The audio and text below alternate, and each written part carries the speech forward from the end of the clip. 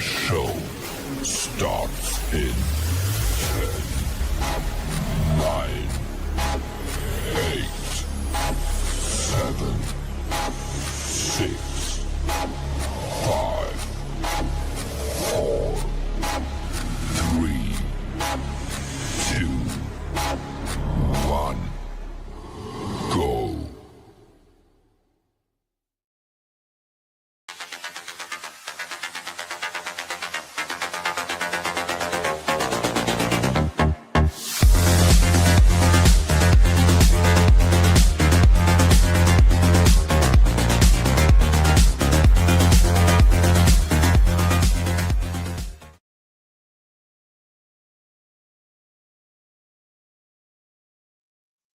Hey, good evening. Happy Friday. Happy Friday. BYOB, as some people like to stress here. BYOB on Fridays. That's what you need to do when watching this show.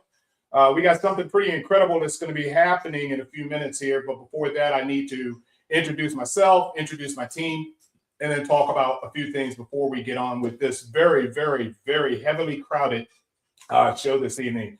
My name is Mark. I am one of the co-hosts for Voices from Fandom, along with a few other shows that we do each and every week. One being, of course, after this show tomorrow morning, we do a show called Saturday Morning Cartoons. Can't believe I'm messing that up. Saturday Morning Cartoons. We've been doing this show, NBL Entertainment. We've been in operation online here for 8 years. This is our 8th year, believe it or not. And Saturday Morning Cartoons focuses on cartoons that you guys grew up with when you were children. And I thought after 4 years, we would run out of things to talk about, cartoons to talk about. But obviously, we have a fantastic team who comes up each and every week. We do take turns, and they come up with some incredible topics for Saturday Morning Cartoons. I am a huge, huge Johnny Quest fan, okay? Johnny Quest is number one.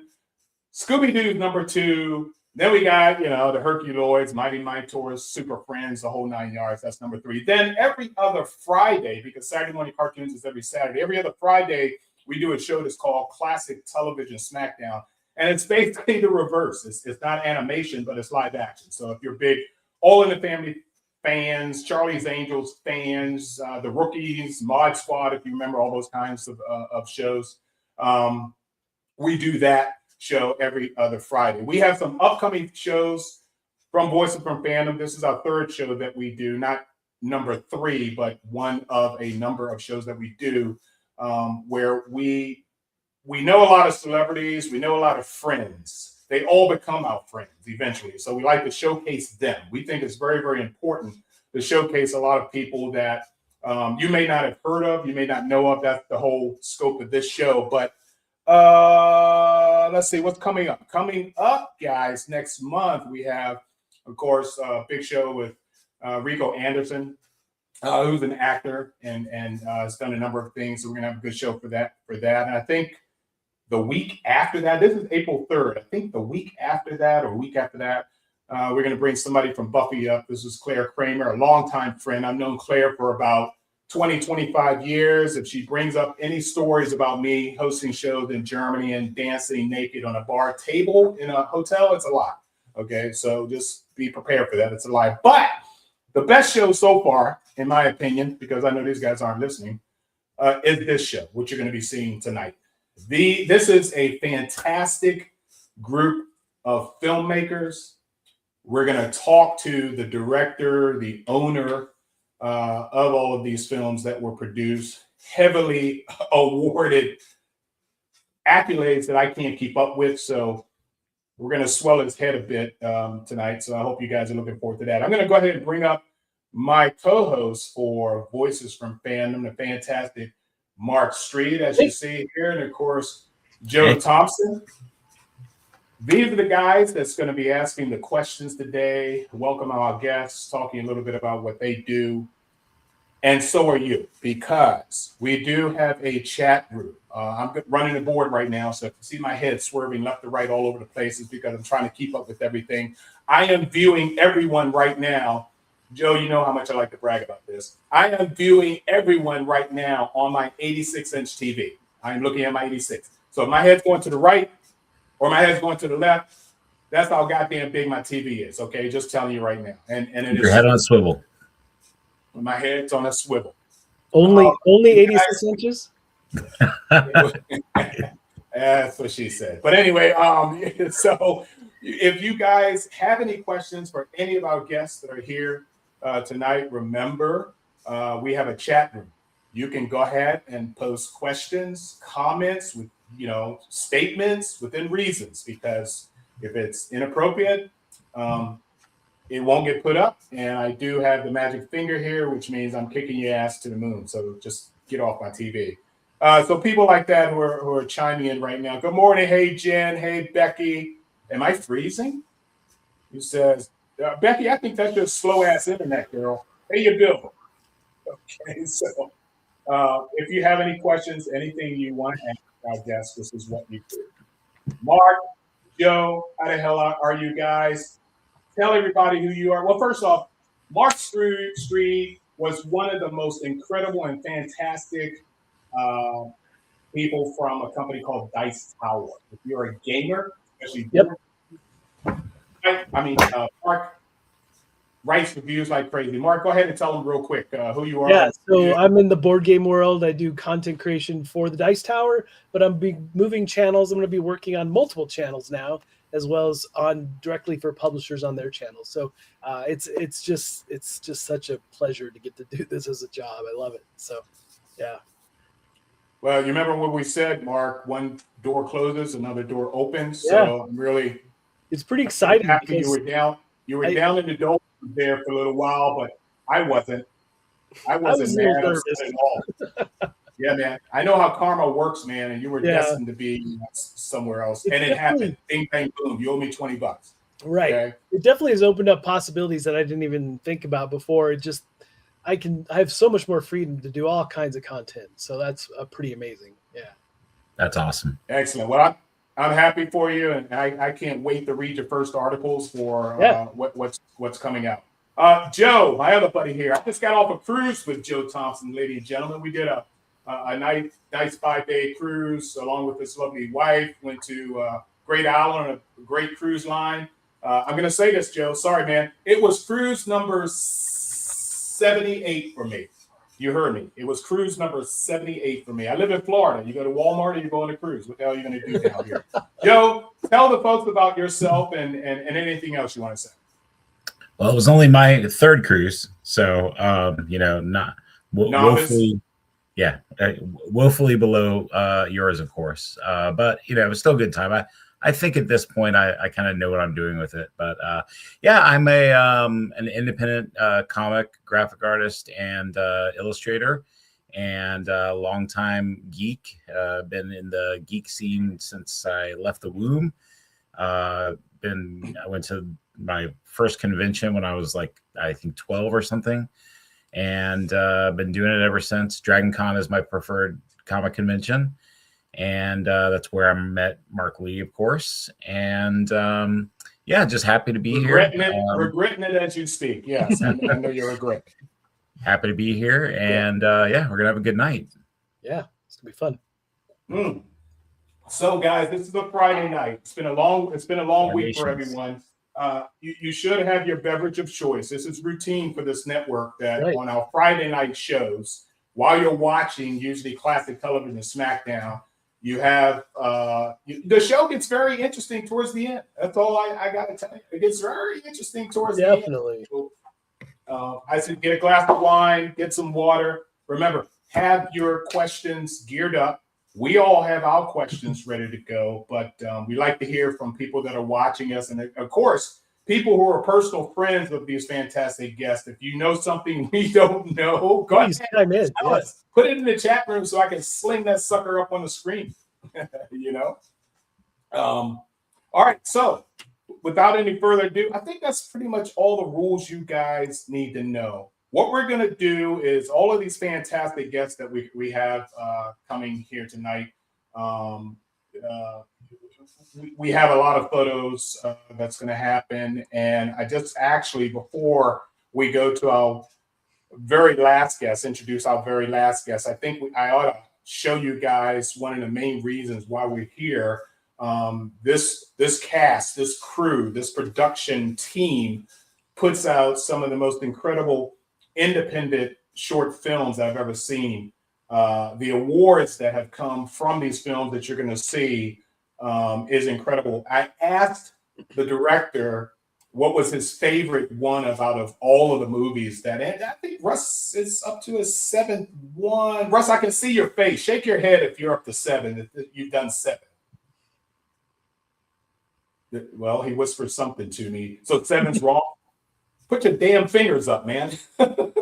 7. That's what I said. Yeah, 7. Okay. So it's 7-1. And he said to me that this was his favorite. So I want you to take a look at this because I think this is when I met Russ, when he came to Baltimore, my hometown. I'm in Orlando, Florida right now, by the way, guys. But when I was living in, no, not even living in Baltimore. I moved down here, but I went back to Baltimore for a convention. And I met Russ there, and we'll tell you more of the story shortly. But I want you guys to take a look at this, give you an idea of what you're about to see and hear from this incredible troupe of people here. Hello, I'm documentary filmmaker Annie Curtis, and this is 30 Days of Clean Living. So I've set up cameras all over the house. They're going to be recording 24/7 and uploading all the footage to a remote access server. Are we really going to be doing this? Like it or not, it's happening. We'll see how it goes. Dig in. Satisfying. Absolutely.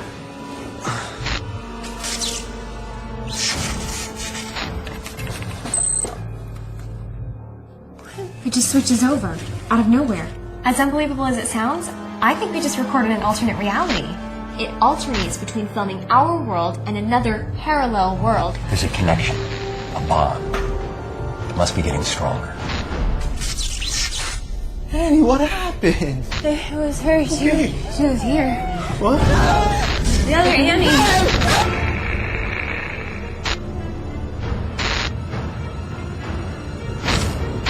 Okay, let's see our first set of footage from the video feeds.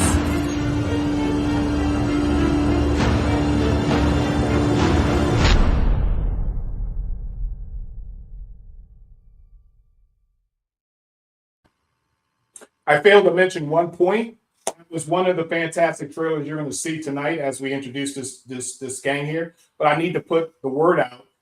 If you guys have an Instagram account, I want you to take the link from this show and post it on your Instagram account right now. If you can do that, if you're on Kelli Maroney's Instagram account, if you can go ahead and post the link to what you're watching right now. These shows are also viewable after they're over. They're on YouTube, they're on Facebook, and they're on Twitch, and you can watch them again. But we like for you to have kind of a live interaction with us. If you post the Instagram onto your pages, the Instagram, the YouTube, and the Twitch pages, we'd really appreciate it, and so would our guests. Okay, so that was a clip from The Occupant, which I think was Russ's first one. So before we get to Russ, I'd like to bring up a production team. These people, and I'll show you some photos of these wonderful people. This is Michael Epstein, good looking guy. I would trim the beard a little bit. I don't do beards very well. They look like crap on me. He is, I don't like any, if you guys don't know what a gaffer is, Michael will explain it to you, but I think he's more than just a gaffer. This is Sophia Cacciola, beautiful lady, beautiful, wonderful young lady. We're going to bring these two up first and kind of go ahead and ask them a lot of great questions of a lot of things that we came up with. So without any further ado, Michael, Sophia, how are you? Hello, thanks for having us. Doing great, thanks. Yeah, great to be here. Welcome to the show. Thank you. Those are some cool chairs you're sitting in right now. I kind of like those, you know. Yeah, IKEA special. Oh, man. That's even better. Yeah. This is where I sit all day. Yeah, so How long did it take Michael, them to you put together? have been incredible in terms of the work that you've done working with Russ. I know you do your own independent stuff at times, but I like to talk a little bit about your interaction with Russ Emanuel. Can you share any behind the scenes, his positives, his negatives, his blood type, anything like that? Yeah, sure. He's a very mean threatening. And Russ is one of the nicest people I've ever met. We met him. Liar. We met him first 7 or 8 years ago at a festival. We had a film. Our film was called Clickbait at the time, and I can't even remember which. Maybe Occupants. I'm not sure which film he had at the festival at the time, but one of his features was playing. And we met him that long ago, but we did not get the chance to actually collaborate. You know, we'd sort of been in touch on the internet and on social media and such. But we didn't get a chance to collaborate until this most recent film. So we're coming into his team for the first time with the film that we're going to be talking about today. I don't know how much you want me to spoil all the details of it, but you know, we had a great time working with Russ on All for Tomorrow, and that was our first collaboration together, and I really enjoyed the opportunity to you know, I think you had already said I'm officially the gaffer for the film, but we were much more involved. I think, I mean, we're co-producers as well. We were much more involved in just trying to help give Russ guidance, do kind of the hiring of the whole crew, and just, you know, help kind of lead him through, you know, the best, whatever the tech side, I guess, is the way I would say it. I hope that's fair to Russ to describe it that way. But yeah, we had a great time just kind of collaborating with him and trying to help him see his vision through, and that's what it's all about. So, Sophia, I'm assuming you're cohabitating. Was it in the deal that you go everywhere Mike goes, or vice versa? I get a little volunteered. No, but yeah, I think Mike, you know, talked to Russell initially, and part of that was bringing me on as DP. So I started out shooting our own films, and then kind of branched out into DPing for other people, which I really love.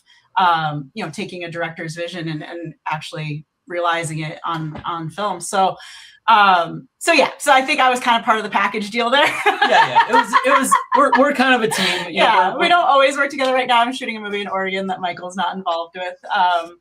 But yeah, so I think for this project, he saw us as a team that could come in and fulfill the technical side. Awesome. Mark, Joe, anybody got any questions for these two? If not, yeah, so you're kind of a big creative duo. So tell me, how do you balance those roles between the two of you? Yeah, so we've been working together. Well, we've known each other for 2001. 25 years. We've known each other 25 years now. And we started out both in music, and we started collaborating in music way back when. And we played in bands together for years, and then kind of made the transition together into filmmaking. We always loved film, but we just, you know, started in music. And so it just kind of naturally, we've just been collaborators the whole time we've known each other. And we kind of have carved out, so we co-direct often. We, you know, outside of what we're doing with Russ on that, and sort of when we're hired by somebody else, on our own films, we kind of co-direct and co-produce. So we're sort of used to filling in the gaps for each other and identifying the areas that we're sort of strongest in. Sophia has kind of shifted more toward the cinematography side and the technical side. So like on our sets, I do more of the kind of like actor directing, and she does more of the managing the crew and managing, you know, the shooting the film and so on. And she does a lot more, you know, she does a lot of art and pre-production work and planning all that. And I do most of the post-production. So we kind of find ways to kind of fit together and you know, look at our strengths and kind of work together in the best way possible. When we come on for something like Russ's movie, it's great because we're so used to working together. So we can kind of like plug and play in any area. We can do any kind of job on set. And you know, if Sophia needs me to go cam up for a minute, you know, I can go do that. Or if I need her to, I don't really need you to do things because you're the boss, so you're really the one in charge. But we can kind of like, you know, work together to accomplish anything. That's really. How about you, Joe? You have anything for these two? Yeah, I mean, just looking at the body of work that you guys have been involved in, I mean, it's very diverse and eclectic. And I'm just curious, I mean, between, you know, the music, the different bands that you've been in, and the film and you know, the different films that you guys have been involved in, as well as, you know, the artwork. How do you decide, you know, what your next project is? Like what drives you to, you know, one project or another? It's usually kind of like a monetary decision, like what is falling into our laps, like for our own projects, like what can we do for $0? Like, you know, what do we have access to? Do we have access to a studio for a week? Do we have access to this? So like that, unfortunately, that's kind of like often where we're like, okay, well, we can do this for like no money. So that's what's going to be the next project. Yeah, we've got about a dozen scripts, you know, ready to go if the opportunity arose. But yeah, for other people, it's kind of like, you know, do we have timing? Is the schedule right? Does the project sound fun? Yeah. Are we gonna have an opportunity to be, you know, involved in it in a fun, collaborative way? Because we like to get paid some, but these jobs that are generally in indie film, it's not like anybody's making tons of money. It's kind of like for the love of art to a large degree. So it has to be something that kind of aligns with our creative interests and our, you know, it feels like something that we're going to have opportunities to do interesting stuff with and collaborate on. So yeah, that's really the way we think about it. Understood. That's one of the most difficult things, you know, when you're pursuing creative endeavors is that, you know, finding, you know, threading the needle between, you know, finding the, you know, the art you want to express as well as, you know, getting paid for it. I mean, at the end of the day. Yep.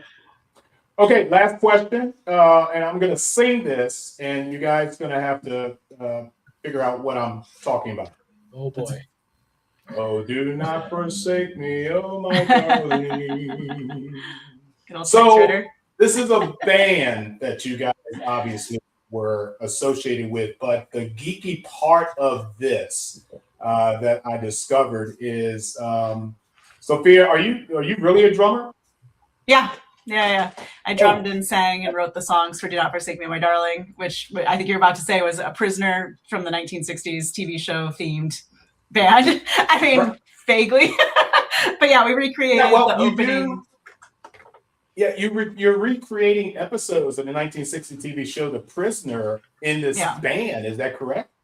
Yeah, we recreated the opening sequence, which is like kind of the whole backstory that you get for the prisoner. Like he's basically like a spy that's been sent to this island. Yes. And so the first 2 minutes of the show, every episode is like him getting abducted to this island. So it was like kind of the perfect length for a music video, even though it took us like 2 years to make because we were making it in like New England, like Boston area. And it's like from the 60s and like 40 years old at that point. So like it was very difficult to like do a shot for shot remake of it. We worked with the director Ted Cornway for that. So it just, you know, it took forever, but it was like a labor of love and like it got us a lot of attention. We were in Time magazine with that video. And then we did another video where we kind of recreated a scene in a bar where he gets poisoned and like, you know, he realizes he's poisoned when the bug says you've just been poisoned on the bottom. So we recreated that as well. Nice. Little looser on the shot for shot element of it. So Sophia left out the band. Oh, I was just gonna say, Sophia left out the band. The project was to write songs that were inspired by each episode of the series. So there were 17 episodes in the show, and Sophia wrote, you know, kind of one song inspired. I mean, it's not like, you know, telling the plot. But inspired by we'd watch it. That was the last question, but it was not. Where are these videos? Yes. They're on YouTube. Yeah. YouTube. They are? YouTube, Do Not Forsake Me, My Darling. I think the website's still up, donotforsake.com, or on my website will take you to those videos. But yeah, they're sitting on YouTube. Oh my God. That's incredible. Okay. I saw on IMDb that Time magazine blurb that you kind of glossed over. It was noted that you guys were one of the most creative videos of the year for that year. Yeah. They gave us number 6. They put us in number 6 on the top 10. And if you're familiar with The Prisoner, that's a joke related to The Prisoner. So obviously they were Prisoner fans, and they were. But yeah, no, it did really well for us. Yeah, that's awesome. That's amazing. I'm so geeking out right now, and I love The Prisoner. Remember, we do classic television smack. Guys, who's doing the Prisoner show between Mark and Joe here? Who's doing the Prisoner the next show? Oh yeah, we should definitely do it. Yep. We can send you the links. With their permission, we can include one of their videos in of course, please do. There's also like a video where it shows like an inset of the Prisoner and me doing the same stuff at the same time. So you can watch it at the same time. Like, I love it. I love it. We got to find that. Okay, look, we're going to drop you guys into the hole. And we're going to come back to you, but we're going to go to our next guest because we got to get you all on up at the same time to talk about the big deal here. So thank you guys for joining us. We will be getting back to you shortly. So thank you so much, guys. Sophia and Michael. Yeah. Thank you. Great to talk to you. Yeah. Oh, you need some more? There you go. I could do this all night, you know. But anyway, we'll drop you. We'll be right back with you. Okay. All right. Wow. We got to find it. I want to.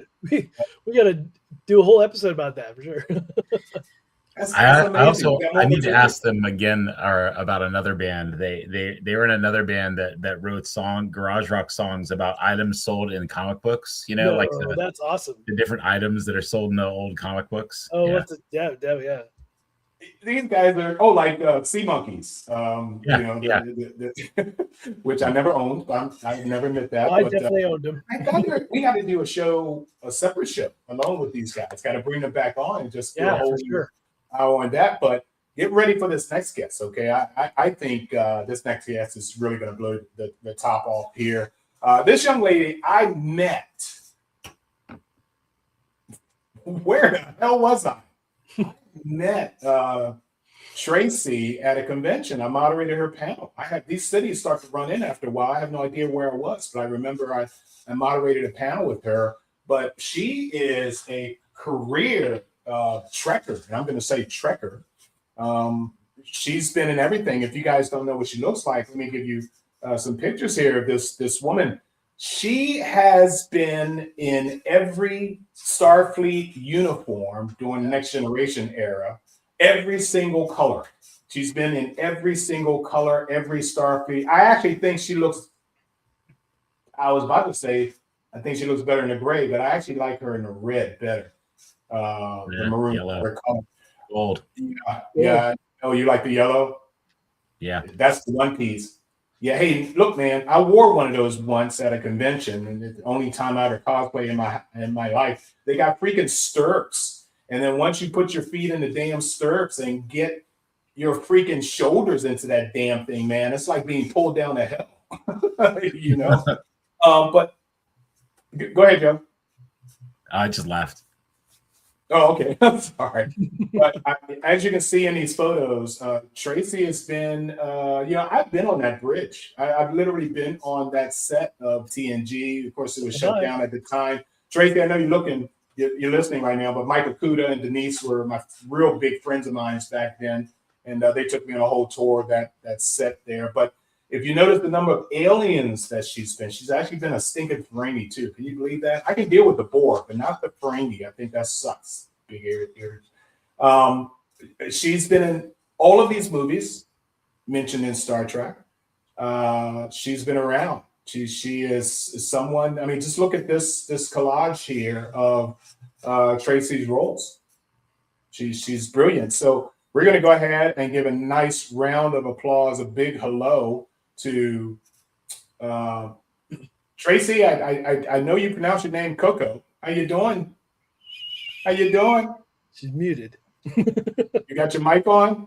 Did you mute yourself? You did. You muted yourself. Hold on. I got you, darling. Don't worry about it. I'm unmuting you right now. Oh. I just muted you again. Sorry. Oh my God. Don't give me a heart attack. And many problems that we had getting you on to the show today. Technical difficulties. Oh my God. You can't ruin it while you're on the show too. How you doing, Trace? I'm doing fantastic. Thanks for having me. Oh, it's an honor. It's a pleasure to have you on. You are Star Trek royalty in my opinion. Just mainly because your body of work, the things that you have been doing, the people that you've been associated with. This is probably my best shot of you, Tracee, and this is your most recent shot. Can you tell us a little bit about what happened last weekend? Oh my God. I was at the Oscar gala and I finally met Robert Lasardo. Oh my God. It was like, he's like, I want to work with you. And I'm like, I want to work with you too. I was like freaking out. Yeah. It was a fantastic evening. The Oscars and everybody that I thought was going to win won. So that was cool. Yeah. Oh, not me. I lost my Oscar pool. I lost my pool, girl. Oh. Well, tell us a little bit real quick. of your career in Trek, and what was the last day of shooting? What show? What movie? If you remember. Oh my God. Well, you know, I flew the ship in the movie Generations. And Jonathan came up and said, you know, how would you like to fly the ship? And I'm like, sure. And I said, but I don't die, right? And he's like, we can make that happen. So I did a stunt with technics, and it blew up. He said, you know, when I say action, don't look to the right because it's going to follow you down to, you know, the floor when you do your stunt.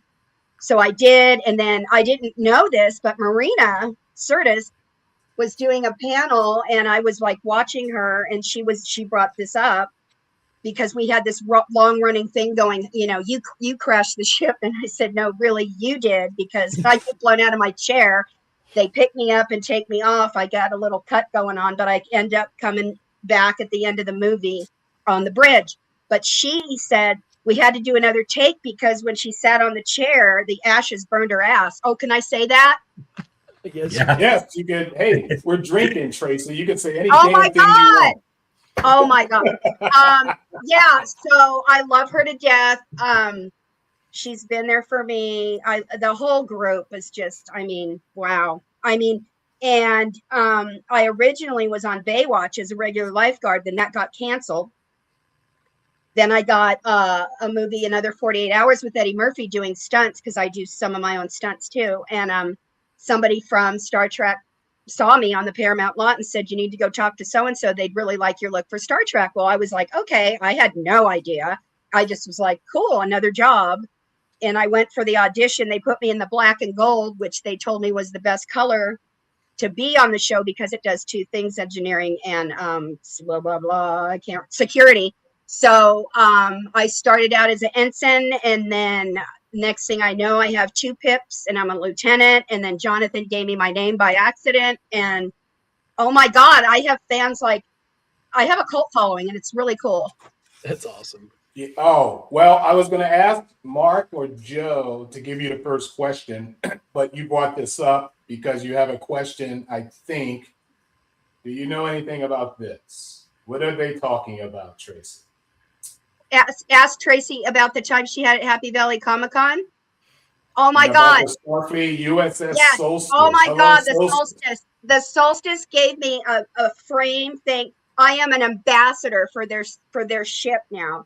Happy Valley Comic-Con, it was a great con. Oh my God. I just loved it. I love all the people there. I like big cons that I do, but I really have a thing in my heart for smaller, more intimate cons, because then you get to talk to everybody.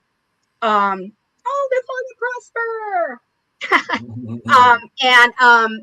I don't know. You get more time with the actor and whatever, and I'm really fun. Yeah. So you know, I like doing them. I would love to do one a month. That would be great. Hint, hint. I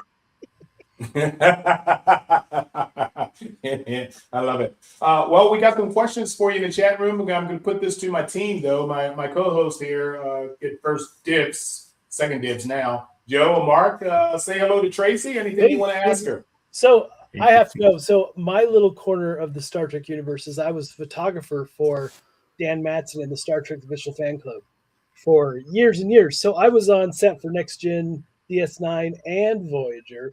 And I'm really curious about, of all those sets, what was your favorite? Because mine was DS9. It was incredible. Oh, DS9 was incredible. But I you know, I have a special place in my heart for the Next Generation. But of course, when I was on Voyager and DS9, I was aliens. So, I mean, not even the actors. They're like shocked when I tell them, you know, how many aliens I've done. They have no idea. I'm like the Jeffrey Combs, but a female. Yeah. Oh yeah, Jeffrey. Yeah. Wow. Yeah. That's amazing. And my very first alien was an Antikin. If you put that picture you just had back up, Mark, the one in the oh God, what one was that?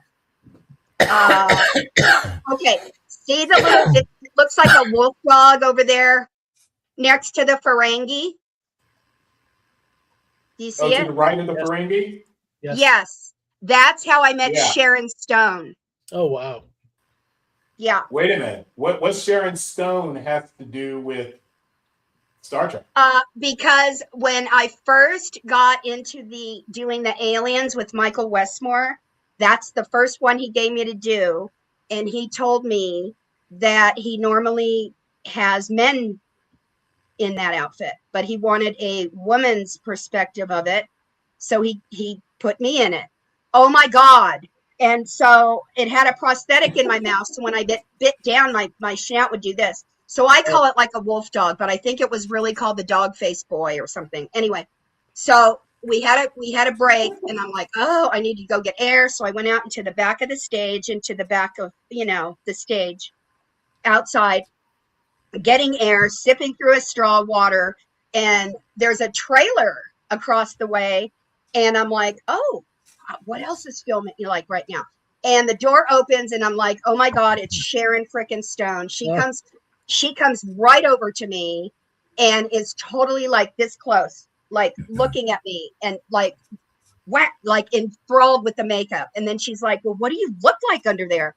Well, it happened to be that day I gave the security guy a headshot signed to me, and he goes, she looks like this. And she was like, wow, you are so pretty. Why would you want to, cover your face up? And I said, for one, I like it. And for two, they pay me good. And then she's like, how would you like to come to my wrap party for the movie Sliver? And I'm like, oh my God. I mean, like so many things. That's amazing. So many things from me being on Star Trek have been so cool. Like Paramount sent a limo to my house, dressed me up full on Borg wear with the pipes. I did both Borgs, the Borg drone, which is the bald headed with my eye out in Descent. I think it was the episode, but I also did the one with all the pipes. Well, they had me working at the Anaheim Stadium or Convention Center or whatever. I don't even know what it's called anymore. Promoting their pinball game for the Borg, right? So I'm doing that. Well, prior to that, I was on Demolition Man as a cop. Oh. So I get on my shoulder a tap, and I turn around, and it's the designer guy from Williams Bally Midway in Chicago that does all of the pinball games all over. And he's like, I really like your voice. How would you like to? I'm coming out with a pinball game for Demolition Man. How would you like to be the computer voice? And I'm like, oh my God, really? And he's like, Oh yeah. my God. That's Yeah. awesome. Oh my So God. they flew me. They got my outfit from Warner Brothers, flew me out and the outfit out to Chicago, and it's on YouTube. It's called the Demolition Man Pinball Game promo on YouTube. It's hysterical. They had me doing so many weird things on that game, but anyway, so many cool things.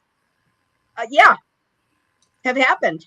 Okay, I'm gonna do a rapid fire for you because of course I need you back on with everyone else, and there's some people that are asking you questions online as we speak right now about, of course, All for Tomorrow, but we're holding that. Okay. Discuss that, and then I can put those pictures what they're talking about. But someone here said, "Hey Tracee, can you compare your uniform experience on Baywatch? They wear uniforms on space anyway. Experience on Baywatch versus Star Trek. Did both uniforms give you wedgies?" Wait, I need a drink. That Drink. would be a yes. That's hilarious. Yes. Okay. Someone Michelle. also asked, That was Michelle. I love you, that Michelle. was Michelle. Yeah, that was Michelle, and also Rose, who I think you know here too, and she's one of our co-hosts for Saturday morning. In fact, she'll be on Saturday Morning Cartoons hosting tomorrow. Her question was, my daughter handled your table in Fort Myers. She adores you. This is Oh my God, Fort Myers! Wow, I love that. I loved your daughter, and she handled me quite well.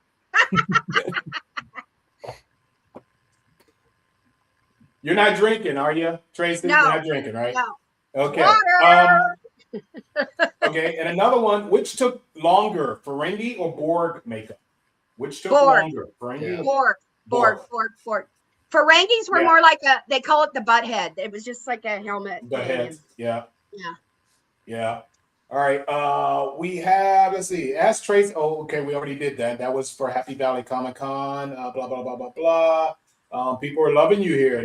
They're excited. Oh, someone. Okay, amazing. All right, that's great. Rose says thank you. Rose, I called you, damn it. Anyway, so Tracee, we have more people to pull up. Again, we should do a whole show with last just question. You got to do a whole show with me, Mark. Yes. That's what. Yeah. It's in the works. You're coming on Yeah, for sure. after Rico. After Rico. Okay. Come on. Okay. Should I leave? Should I leave my computer on until then? well said. Yeah. All right, real quick, inside joke, guys. Tracee had a hard time getting online here. She couldn't figure out why she couldn't get on. She was on her tablet and she was on her phone. She couldn't get into the studio here. Blah blah blah blah blah. Mark and I are coming up with some sort of conclusion of trying to figure out how to get her on. We can get her on through Zoom. And then I remembered I have a computer that my girlfriend got. Wait a minute. Trust said, hey, we can FaceTime her and we'll put it up to and whatever. And all of a sudden I'm hearing, I'm like, that's usually our sound for someone who just entered the damn studio. I'm like, what the hell? And there's Tracee on the screen. She goes, I found my laptop in the closet, you know. I'm like, so anyway, that's awesome. Lovely Tracee. No, it wasn't my bag. It wasn't my bag right next to me, but I finally went, oh my God, Gloria got me that for Christmas. Maybe I'll try that. And it worked. Yeah, I don't know what I did. Yeah, see, so even though Tracee is from what, the 24th century, 25th century, whatever next generation was in, she can fly a ship. Okay, I'm assuming that was a D class, right? She can fly the ship. She just doesn't know how to use a laptop until recently because of this show. Okay, so Tracee, we're gonna drop you down in the lobby. Get down to our next wonderful guest who walked away for a moment, but I'm sure she'll be back. Wait a minute. Hey, Terry's watching us from Ireland as we speak. Ireland. Team members here. Yes. Watching us from Ireland. We have people from all over the world that watch this show. Thank you, my friend. 24th Century. Thank you. And the Enterprise. Hey, Tracee, really quick before we drop you. Yeah. Take your time, man. My bad. Is there an embarrassing story you can tell us about Mark at a convention? Mark and you at a convention? Oh, Mark above me, Mark? No. Yes. You know what? No, I've never. He was always a gentleman. Okay. We didn't really hang out, did we, Mark? Not like in the bar or anything. I mean, like, no. Didn't have time. I was busy, and there really wasn't a bar there. I think it was what was that hall? Rose, you know what the name of that hall was? That was it was a Shriners Hall or something like that. Something like that, yeah. No, he was on good behavior when I met him and when I hung out with him. So this is the wrong show, Joe. You gotta wait for you know who. This is the wrong show. Sorry, Joe. No, sorry, Joe. You wait until we get you know who on, and then she can tell you. Okay, we're gonna drop you and talk about you behind your back, and we'll bring you back up. Getting close. It's awesome. Love her. Absolutely love that one. Yep. Now Tracee's great, fantastic. But if you were ever a lusty young boy back in the 80s, this next guest coming up will definitely bring out your hormones. Mine are dead. Okay. All right. I'm old. I'm retired. I ain't got no hormones left, but I'm sure this young lady's going to bring them up. Another one of our guests, next to the last one, the lovely Kelli Maroney. Kelli, wait, the damn applause. I'm sorry, Kelli. I missed the applause for you. There you go. Yeah, that was some intro. Thanks a lot. Let me tell you, I actually, and if a lot of you folks don't know Kelli's background, I think probably what a lot of you guys our age, because we're a bunch of old farts sitting around a fire talking to Kelli right now, we definitely remember Night of the. Do you know what Star Trek actor was the main player in that movie? No, Mark, you probably know. I'm putting this to Joe. What major, in fact, if you guys in the chat room can answer this question, we're not going to give you the answer yet until we see it on the board. What Star Trek actor was played opposite Kelli and her sister at that time in this movie? Anybody? Let's see. Nobody. yet. Nobody. Nobody yet. Okay. Night of the All Comet. right. So we'll wait. Kelly, Yeah. if you guys don't remember, was in the movie Night of the Comet. Yeah. Which I loved. It was one of those movies where, and I'm not a horror fan, but I am a sci-fi fan. Yet this didn't get that deep into sci-fi. It's really weird. I'm not a horror fan, but I will accept a zombie movie. Okay, let's put it there. Yeah. Sure. Kelly, you were absolutely fantastic in this movie. Thank you. And actually, that's a little bit of a bad picture of the guy that we're talking about. Don't you think, Mark? Yeah, not quite. It doesn't quite reveal it. Yeah, no. Not quite. Yeah, that sucks. Kelly, how are you? Thank you for joining us. Well, thanks for having me, of course. Of course. Yeah, Thanks for In the this invitation. big, well, it's an ensemble show, and we haven't done anything like this before in a long time. Usually we have individuals, and now everyone that we spoke to so far, we're gonna have to have individual shows for them now. Yeah, absolutely. You know, 'cause everybody's super interesting, and we knew that you were super interesting. Let me fill you guys in. Kelly gained fame as Samantha Belmont in Night of the Comet in 1984. You guys know what you were doing in 1984? Hello? I do. Bueller. Yeah. I graduated from college that year. That was my graduating year from college, was in 84. You're really old. She also played Allison in Chopping Mall. That was 1986. Yes. But a lot of people don't remember or realize that Kelly also played the cheerleader Cindy Carr in the 1982 teen classic Fast Times at Ridgemont High. Right. There's a That's number where I of know her from. Yeah.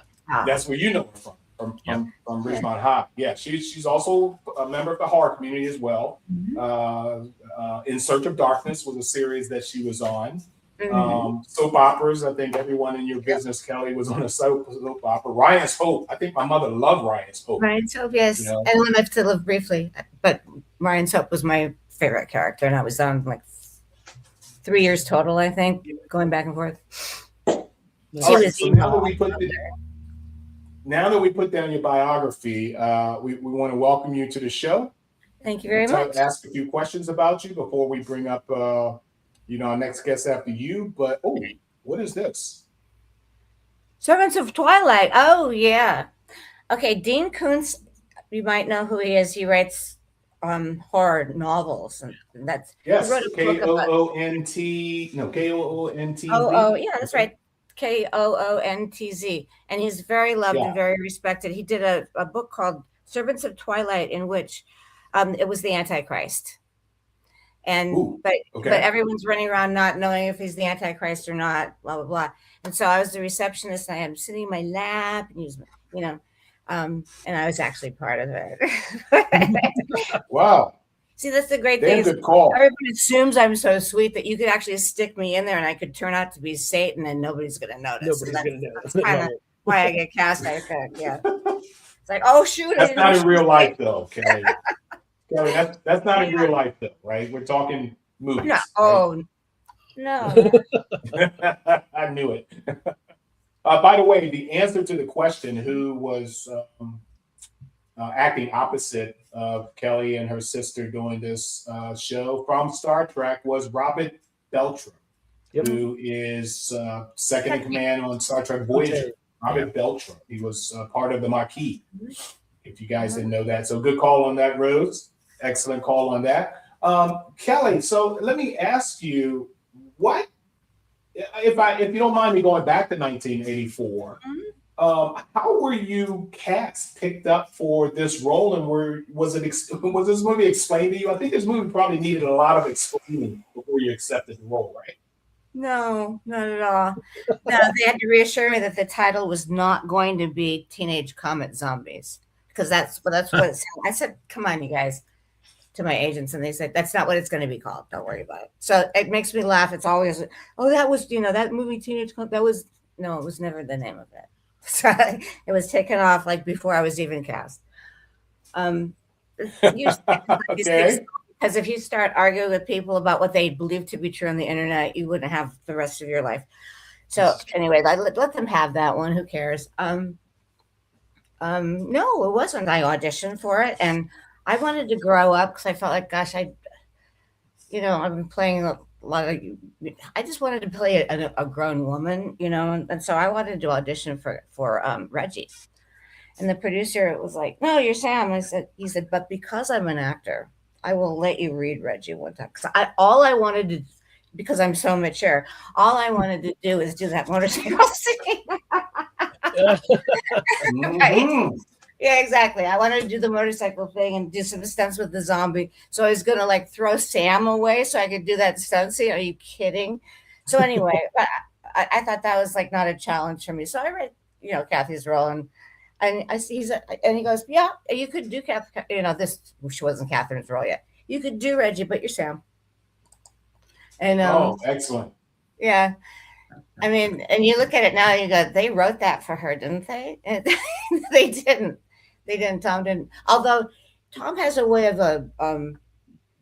he first of all he doesn't always have the say, but if he has enough say, he'll cast people that kind of already have the same sensibility as he is, so that it kind of sounds like they're your words automatically. And then I think he does a lot more filling in of what you're playing, but I think it's all intuitive because he'll say, "I don't like that stuff. I don't want any part of that stuff." And then he'll come up to me on face down and he goes, "I thought so you don't depend on directors for like mushy, like whimsical or romantic direction. It's just like, stand here, do this, right?" And they make a face at you if you want to do it, talk about anything deeper than that. But he comes up to me and he goes, "It's a prayer." And I almost started crying because he was such, I knew he was in there that whole time, but he was just playing like he wasn't, he was playing tough guy. Yeah. I always knew that guy was in there. I think because I was subconsciously being directed by that guy. You know what I mean? There's surface talk, and there's what's going on underneath. And I always knew that he had that side to him. So that was it. I didn't have there was nothing weird about it. And then after we got cast, because Kathy and I were both kind of, we weren't like prissy or anything like that, to say the least. I'd already had 2 or 3 guns. They didn't reach the level of where you'd like. I didn't have one in Fast Times, but I had one I was shooting people up a few times in my soap. And then my actual first film role, which didn't come out till Fast Times was over, but it was called Slayground, and I shot a guy in the face in that. So it wasn't like, "Oh, I don't know if you can believe that she'd shoot somebody." No, it wasn't like that at all. So the first thing that they did basically with us was take us out to the shooting range to make sure that we knew what we doing. Yeah. I do not want to look like a movie actor that doesn't know what they're doing with guns. It's a pet peeve. It's like, I want to look good. So we did that. And in fact, people laugh at me to this day because I'm always planting my feet and it kind of looks like I'm, why? Because the Mach 10 in real life was throwing me back on my ass if I wasn't careful. And so I had to plant it. And it just kind of looks charactery and funny, but I did not want to fall down shooting, and but you had to be careful because sometimes it was a gun, sometimes it was plastic. I always wanted it to look like the same weight. So it's like 1 minute I'm not throwing it around like it's plastic, which it is. And the next minute, I always wanted the weight to look the same. So I had to be aware of that. But that's not what you asked me. You asked me if it was hard to get cast. No. I'm sure, we were enjoying the ride. And Heather Langenkamp had auditioned for Sam, and I had auditioned for Nancy. And somehow or another, she ended up with Nancy, and she got the franchise too. And I ended up as Samantha, and it was just kind of. So I guess I could have lost the part. That would have been horrible. That would have been hard. Yeah. But everything turns out the way it's supposed to, I guess. Yeah. And I mean that line with the. When you're shooting with the gun and you're like, "Daddy would have got us Uzis," and you roll your eyes. It's just one of those lines that sticks out for me. Well, that's, I think people like that one because that came out of a real thing. Tom's a real gun aficionado. He knows what he's talking about. And he said, "I need Uzis because Mach 10s." That's where all those lines came from. It's like, they invented for housewives. He said, "We're not going to be able to get through a scene. And if you want this on time and under budget, it's not going to happen with Mach 10s. And sure enough, we got out there, jam, jam, jam, jam, jam, jam. Right, and you'd play that Okay. up big time. Right. So he was fit to be tied because they didn't even tell him he wasn't getting Uzis till they opened the box and they were Mach 10s. And he was mad about it the whole time, right? And so it happened, and it was like happening. And we were all like, oh, please already. He goes, if that happens again, and it will. I was shooting the car. Those were squibs. It wasn't real. He said, the next time it happens, I want you to say something about this. This is ridiculous. I said, Tom, I want to work again. Don't let them think that I'm the wise guy. It's like a second or third movie. Come on. And he goes, no. He goes, just, I said, what do you want me to say? And he goes, well, there were several things he wanted me to say, but he said, just, be disgusted and just say, here's the problem with these things. Daddy would have gotten us Uzis, meaning Tom would have gotten us Uzis. And he goes, he goes, then just walk off like you can't take it anymore. And that's what people remember because it was real. Yeah, I love it. Yeah. Hey, before we go, Joe, I want you to ask a question next because Kelly has a few questions in the chat room right now, and I want her to get to before we go to our next one. Sure thing. Joe, do you have anything?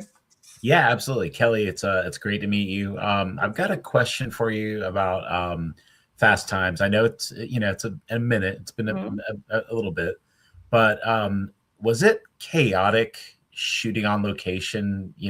Especially being like San Fernando and in LA. Was it kind of chaotic? Because it seems like it. That's the energy of the movie in the background. So. I think Amy was really trying to capture that thing of like every time you go to school, what we would call right now is a panic attack. Everybody's, the tension.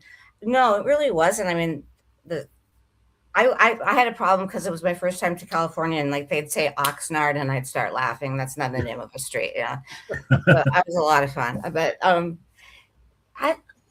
we were going fast, but you know what? It was a big budget movie. I think that had a lot more to do with the direction of it and the pacing of it than it had to do with any location, because I think Amy wanted that. And part of the thing she was trying to get across was, kids are like, they have jobs and they're worried about having sex and they're worried about their relationships, and they're like little adults. When did they get to be kids? Yeah. And I think she was going for that. And then with the chaos, gosh, every time you go out in the hallway, it's like a monkey's going to fly down and take your purse away. It's just chaos. And that's a really good call. I think a lot of people feel that, but they don't know how to articulate what that feels like. But that's what she was going for. No, I mean, it was universal, and it was the first and last time that I ever had a cappuccino break. Wow. Oh yeah, Universal comes around. They go, "Would you like a cappuccino?" And I thought, wow, this movie making thing is really great. Really great. It was the last time that ever happened. That's awesome. Yeah, I mean, I love the film. I think it also it created like a subgenre. I mean, there's so many movies that kind of followed in the footsteps of Fast Times. Oh, so, yeah. We give them permission, too. I think Mark dropped for a moment, but I think we also have some. We do. I also have. I remember seeing Night of the Comet in the theater, and then I've infected my girls who are now in their 20s. Oh no! And my oldest daughter has it on normal rotation. So that makes me wonder, like, from your perspective, what do you think is what brings people back to that movie even now? I've had to think about that a lot, and I don't think I've got a definitive answer, but it has something to do with it. Actually, don't let me ruin this for you, but no, it's kind of like a Hallmark movie about family and grief and grief. Yeah, it really is. The zombies, I mean, they're scary for little kids and everything, but you have to have some element of danger there. You're just going to fall asleep, but it's how do you wrap your brain around the unthinkable and continue on?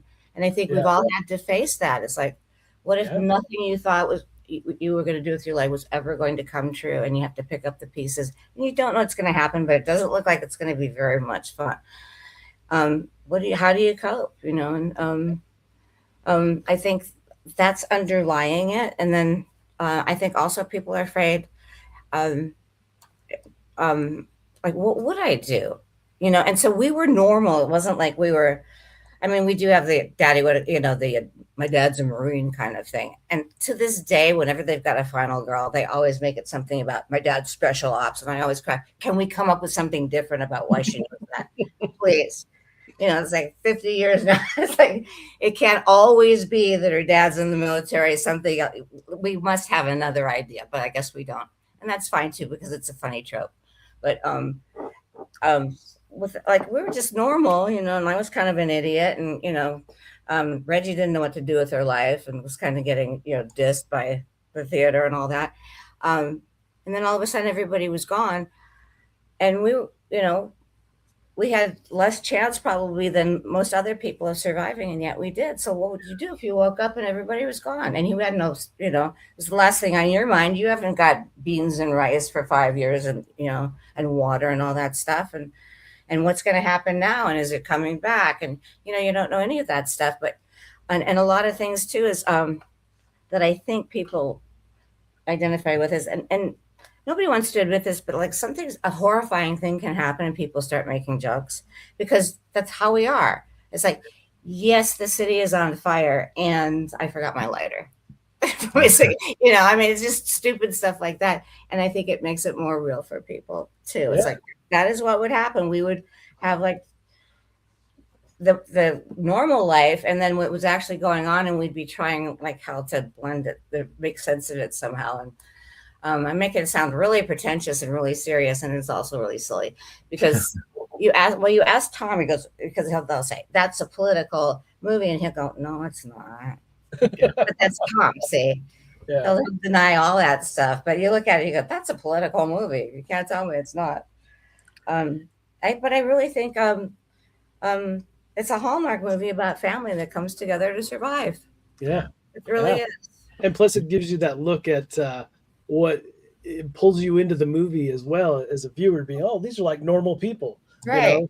Yeah, and they say one of the first things I learned in drama school was drama is about ordinary people being confronted by extraordinary circumstances, and that's what we watch. That's what we like to see. Well, that was certainly one of those things. I think it also spurred my daughter's interest in zombie films from the time she was a teenager till now. So, I mean, it was her first foray into it.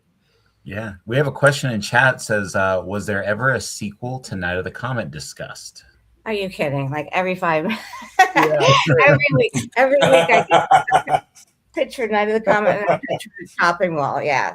And it's kind of funny. There's a big part of me that's like, never remake it. That's my movie. But if you made me associate producer and paid me, and I could have, because a lot of times I listen to the pitch and I think, you don't know why you like this movie. You like the movie, and I get it, and you got these great looking, ideas and all that stuff, but you don't know why you like the movie, and it shocks me kind of, because they miss the whole. They're just dancing around the reason they like the movie, but they're not sure what it is. And I find that fascinating because I guess if I hadn't had to think about it every dang day, I would be the same. I don't really know why they like that, but I kind of have to know. It's kind of part of my continuous job now is to shed some light on why do I even like this movie? It's right. Yeah. Okay. Well, Kelli, we're going to move on because we need you all on screen and all get together. We're going to go on to our next guest here, who is the reason that we're all here this evening. But I just want to say you're a fantastic individual. I think you're wonderful. You're darling. You're cute. And I'm looking forward to hearing about your latest acting roles from this gentleman who's coming up online. So if you can hang around for a bit, we're headed for the end here, and like promised, we're kind of still on time here. But didn't mean to do that. We're still on time here, but I want to get to this because this is very important. But before we do that, I want everyone to watch this next clip here, so you have something to talk about. I have a couple other clips that were just too large for me to load into the program, but I can still play them nonetheless. But guys, we're going to move on to our next guest, and I want you guys to take a look at this because he's responsible for this one as well. This one I really want to see. I mean, I want to see them all. You know, I've seen a couple of them, not all of them, but you guys, my buddies up here on the screen right now, take a look at this. I want to come home. You have no idea how much I miss you. Can you factually state that this wasn't manufactured in a secret laboratory? Who was replying to my text messages? I don't know, but it wasn't me.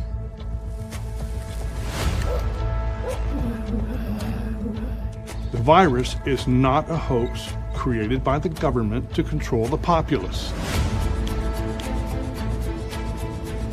The American Embassy tells me to go back to my hotel room because there's nothing they can do. Can't be too safe these days. Your college buddy caught the next virus. Does the virus affect the brain, Professor? Whoa! I got it, Matt. I see the virus consuming us all. What in the world is going on out there? We live in fear that something's going to happen and that those things are going to come into our house at night.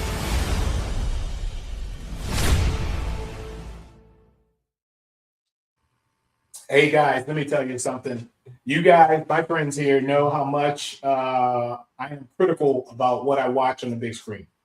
I'm very anal about the way movies are put together, the way they're written, and the execution of it. If I can freaking predict things that I'm seeing up on the screen, it wasn't a good movie for me.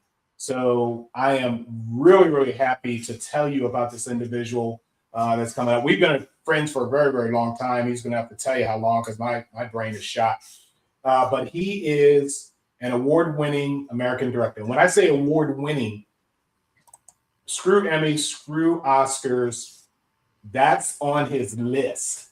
So he's rolling up to that. I can see this coming, but he is an award-winning American director, producer, and independent filmmaker who founded Russem Productions in 2002. He is known for directing several feature films and numerous shorts, often collaborating with actors such as Robert Picardo and John Hurd. His current one in production editing, and I'm kind of mad at him because I don't have a clip of this current movie. His current one is All for Tomorrow, which we're going to talk a lot about shortly. But the clip that you just saw is called Apocalypse Death Party. It was originally entitled Staycation. I think this was Staycation 2, wasn't it? I don't know. I asked him, but that clip you saw was a comedy horror film set during a pandemic, scheduled for wide. How can you be funny during a pandemic? What the hell? Anyway, scheduled for wide distribution in late 2025. He did American Whisper back in 2020. That's based on a real-life unsolved triple homicide in New Jersey. And of course, Occupants, which was our first trailer that we showed you, is his favorite. I asked him, what's your favorite out of the ones you've done? He said Occupants. That was back in 2015. That's the sci-fi horror film that won Best Sci-Fi Feature Film at Shrekfest. Can you imagine that? That was a film at a horror convention that won #1. That's pretty damn impressive. The Legends of Nithaya is a fantasy drama with John Hurd and Robert Picardo. Chasing the Green, also known as Big Shot, starring William Devane. Oh my God, you guys! I was a big Knots Landing fan. If you guys remember, I was a huge. You guys. A lot of you guys. I would never have thought that of you. Well, let me keep going then. I was a huge Dynasty fan too. Okay. What? I mean, yes. Yes, damn it. Huge not anyway. No and then way. he did a movie called PJ, also known as Heaven's Messenger. That was his first feature film. The awards I can't even begin to call out, and I won't, but while you guys are talking to him, I'm going to be trying to bring up as many of these damn awards that he's won so I can put them up on the screen, but we were already filled up. So without any further ado, the honorable, the fantastic, my pleasure to know this guy and have added him or known him for a long time as a friend. the fantastic Russell Manuel. On music. Where's that damn applause? There you go. Russell, the reason all these people that we spoke to today, you're the reason for that. Is because this is your team. This is the group of people you put together for a lot of the, if not all of these films that we've spoken about. Dude, how are you? I'm good. How are you? How's everybody? You gotta tell these guys. You gotta tell these guys how we met. And I wasn't naked. Yes. Dancing on a bar table in Germany. That wasn't it. You gotta tell them how did we meet? It was 10 years ago. I think it was called Shore Leave, wasn't it? Was it Shore Leave? Yeah. Was that Shore Leave or Far Point? It was Shore Leave. Yeah. So it was for my feature occupants. Was one of the first screenings of the film.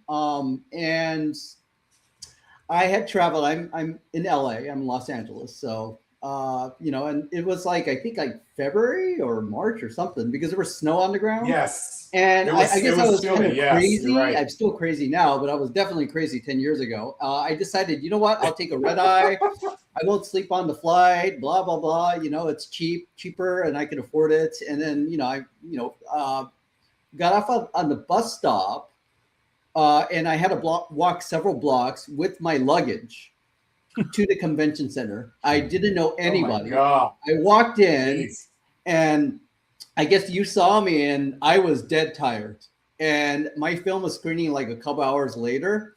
But yes, I was on fumes. There was no way I could. I was going to fall asleep, and then that would have been bad. There's no way I could have presented my own film when I was, asleep. So you said, this poor guy, I'll let you use my hotel room to sleep for a couple hours. And thank you for that because I definitely needed that. And then after that, I think I had a hotel room, but I wasn't able to check in yet or something.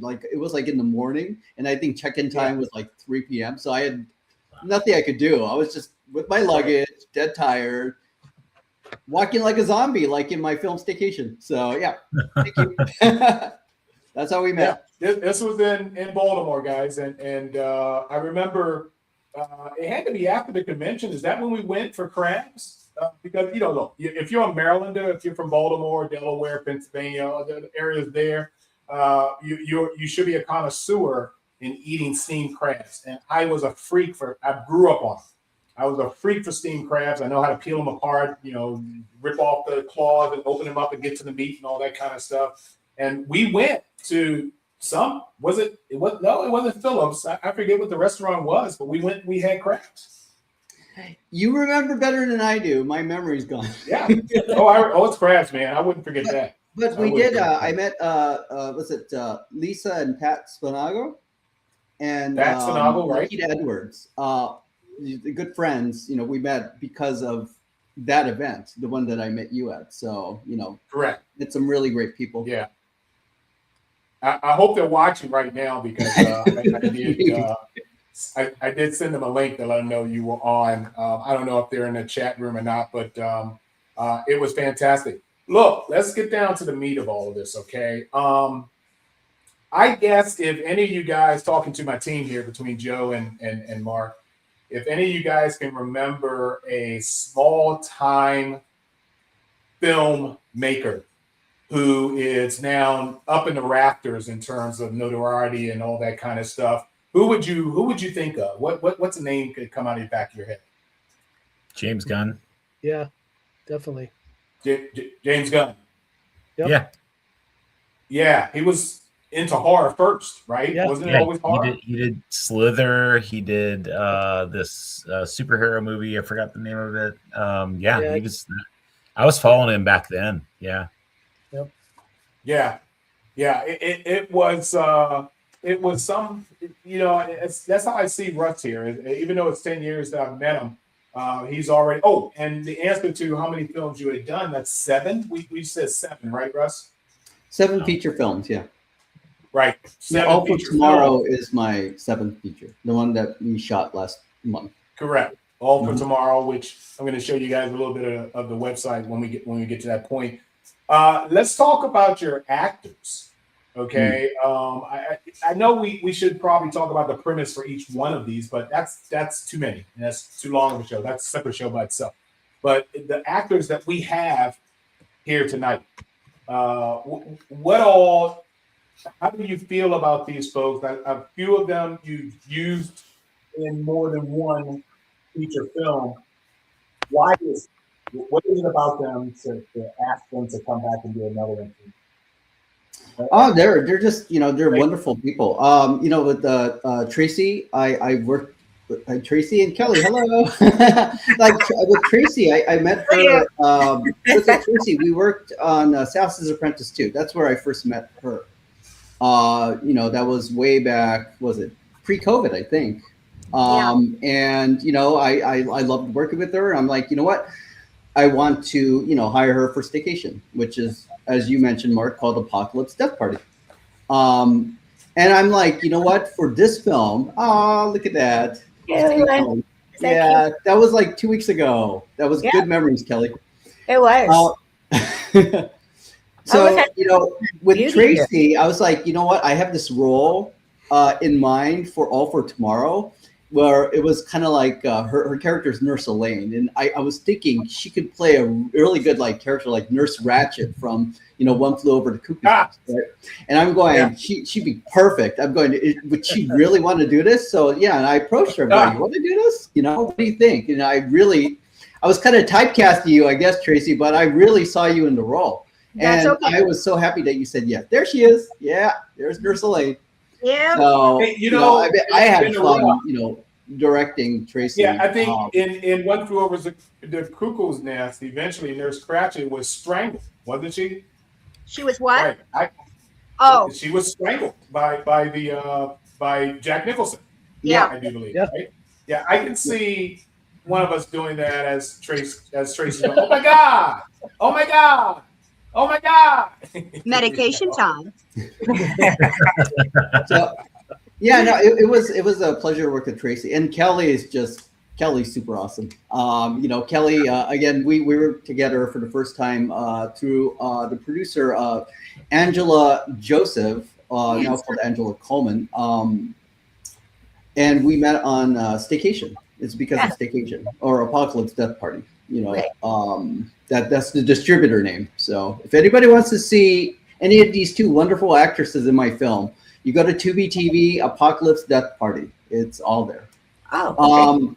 But yeah, I was like, you know what? I want to work with Kelly in this film.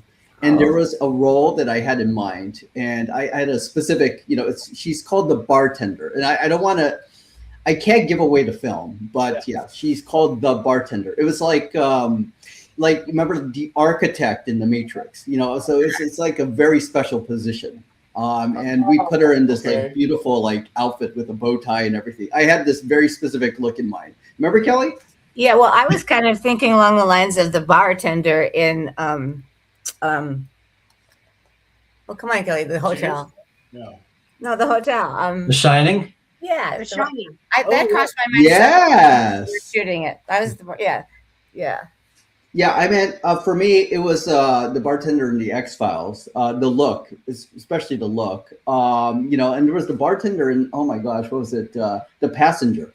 You remember The Passenger? I think it was Michael Sheen. Passenger. Yeah. It was a very specific role, and I can't give away the film too much, but she and Tracee play certain facets of one particular character. So, yeah. It was a pleasure to direct both of them, and I see Sophia Mike's on there too. They made All for Tomorrow happen. So thank you. I meant I think I mentioned this to you, Mark. I have done several features, but I think this might be, knock on wood, my best one I've done, and it's because of this team. It's all of this team, and I'm not just saying this because I'm not on the show. I really, really believe that. I mean, with Sophia and Mike, they gave me more than 100%. Look, I'm getting the goosebumps. You see? Just thinking about it. They gave me more than 100%. They gave me shots that I haven't even thought of, and I really was very appreciative. And to work with Tracee and Kelly, yeah, it's just a pleasure. I mean, there's a lot more actors. Drew Martin, who played the lead character Pete Harlan, Brunello Grimaldi, who played his love interest Sophia. I mean, you go on and on.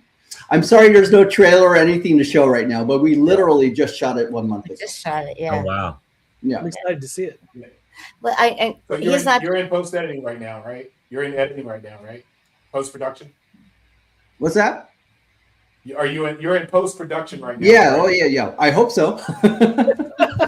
He's not just saying that about these two though, because he said this is the first time I got more than I wanted every day. Yeah, you know, usually, especially independent filmmaking, I think Sophia and Mike can attest to this, but you have a vision, you have a shot list, you like, okay, this is how I envision it. Yeah, there right. That's my cameo.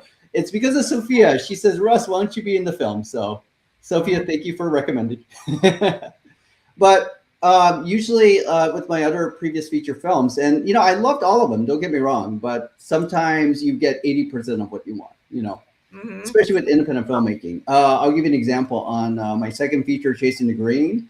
Okay. I had to combine 2 shoot days into one, and that was like day 18, already day 18, and the producer's like, Russ, we just, you know, we're running a little bit out of money. We have to combine the 2 shoot days. I'm like, okay, you know, and you know, we make it work, right? You have to think outside the box to do that.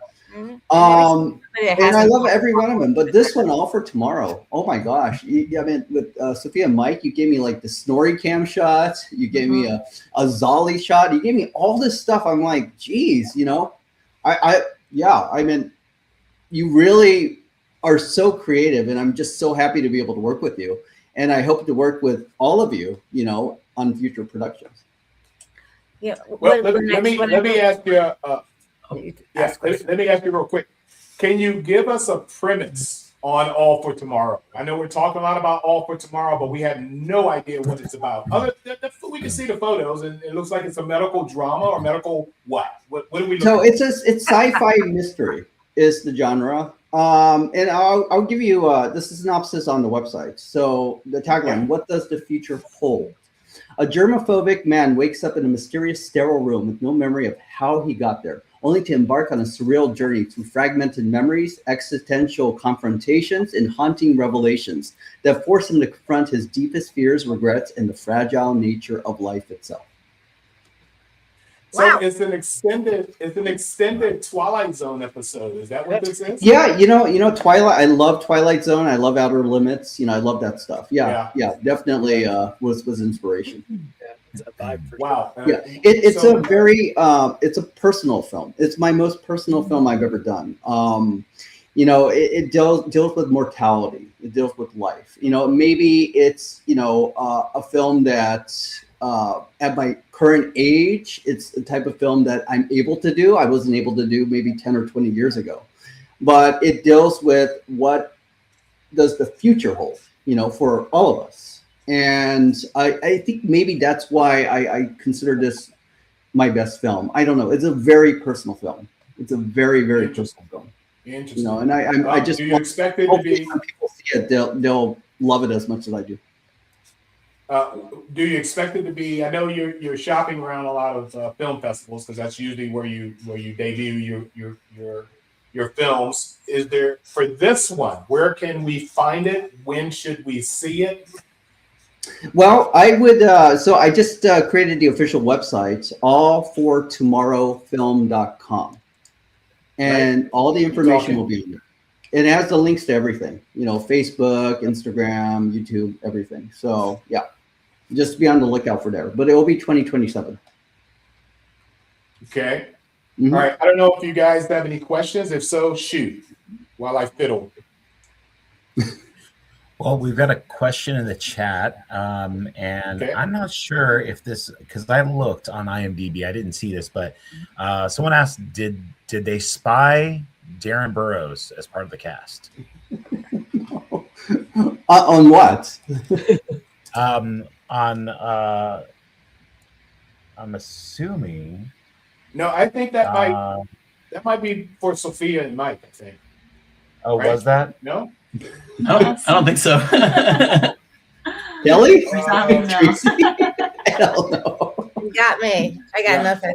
I guess I'll say yes. I have no idea. I have no idea what that means either.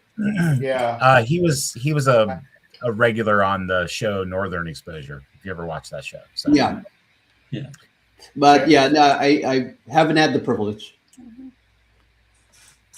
You guys want to take a look at all of the other wonderful actors that Russ has worked with in his films, and it's 7 of them.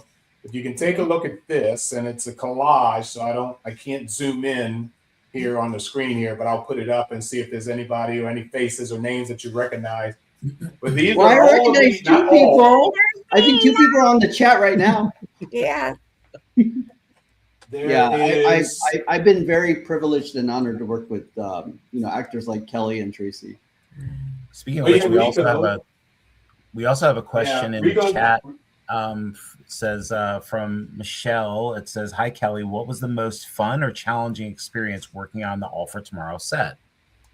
Oh, gosh, fun or well, the whole thing is fun. And when I walked in and I realized that Michael and Sophia were I don't know why, but that didn't really get me until I got there and I saw them. And I was like, oh, we're in great shape. Just my reputation only. And it was so wonderful to see Sophia. I mean, it shouldn't, as I said to her, this shouldn't be a big deal, but I'm so glad to look up and see you behind the camera.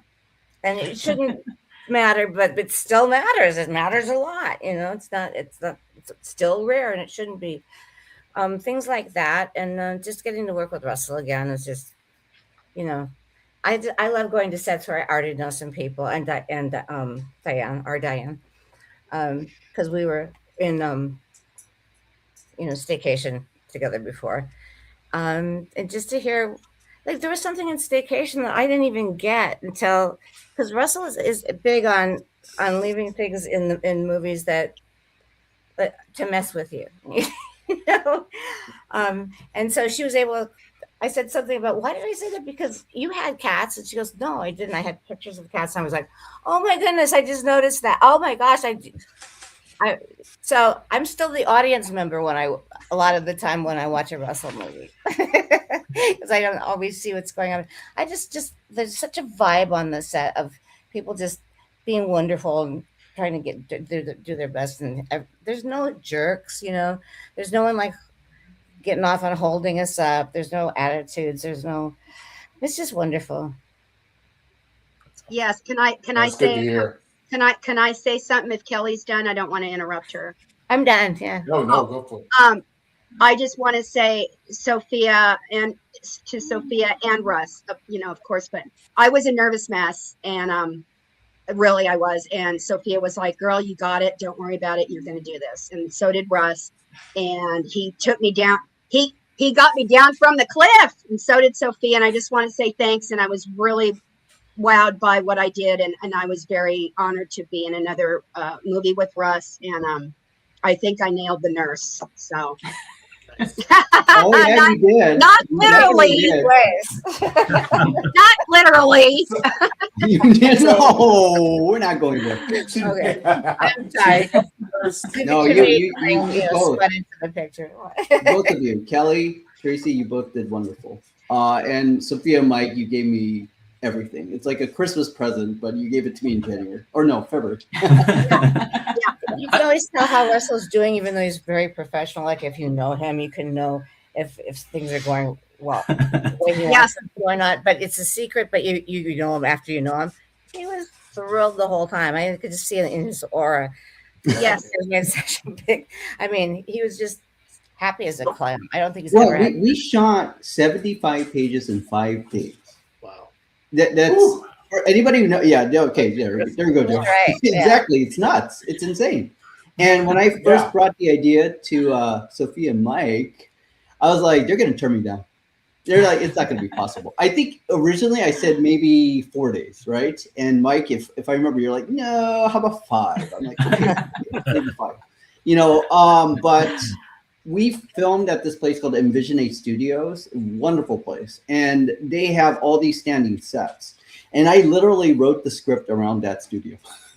So basically, once we're done with one of the scenes, let's say with Kelly's scene, the bar scene, right? Then we can move to, let's say, the ICU, the hospital. It's like right next to each other. And it's already mostly dressed up. I mean, I dressed it up even more, but you know, the sets are there. So you literally move the camera and equipment to the next room. And I thought maybe because of that, we could possibly shoot, you know, 75 pages in 5 days.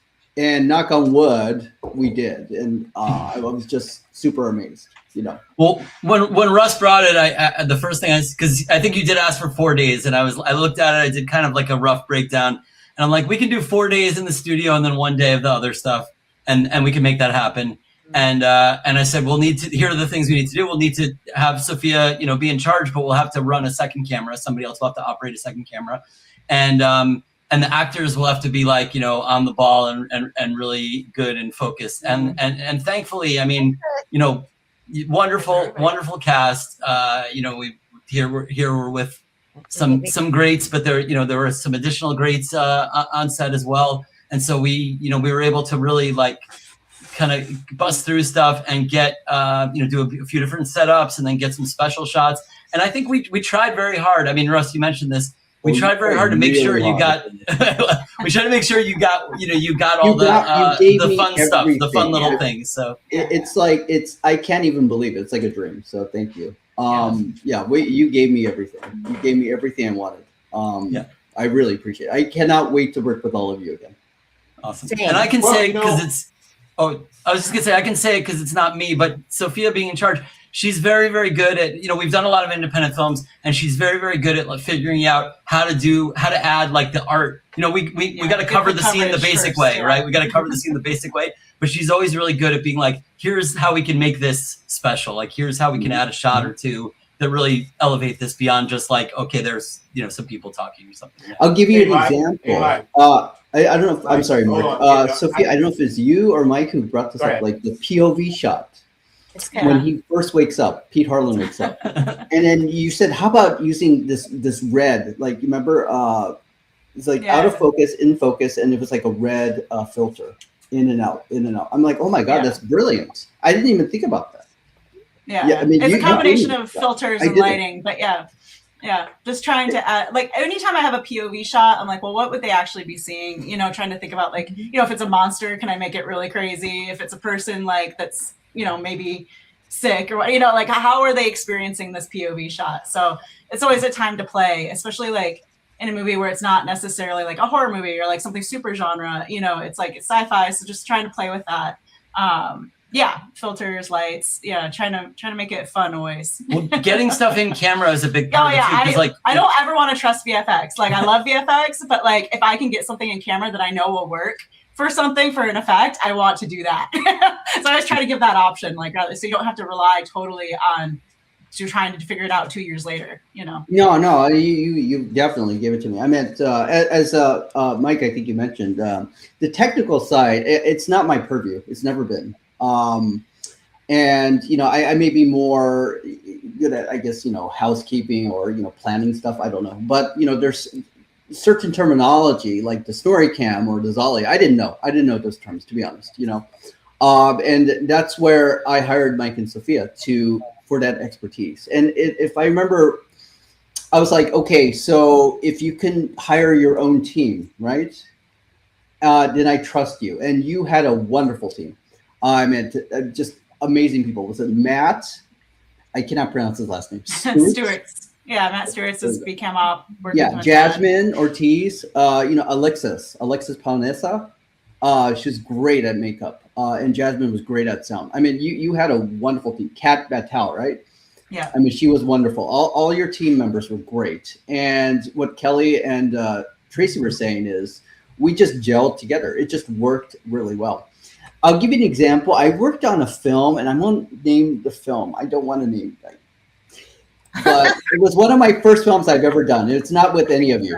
But there was no camaraderie on set. Like everybody was in their own little groups, makeup department, wardrobe, whatever, camera, nobody talked to each other. And it just felt very stiff. It didn't feel right.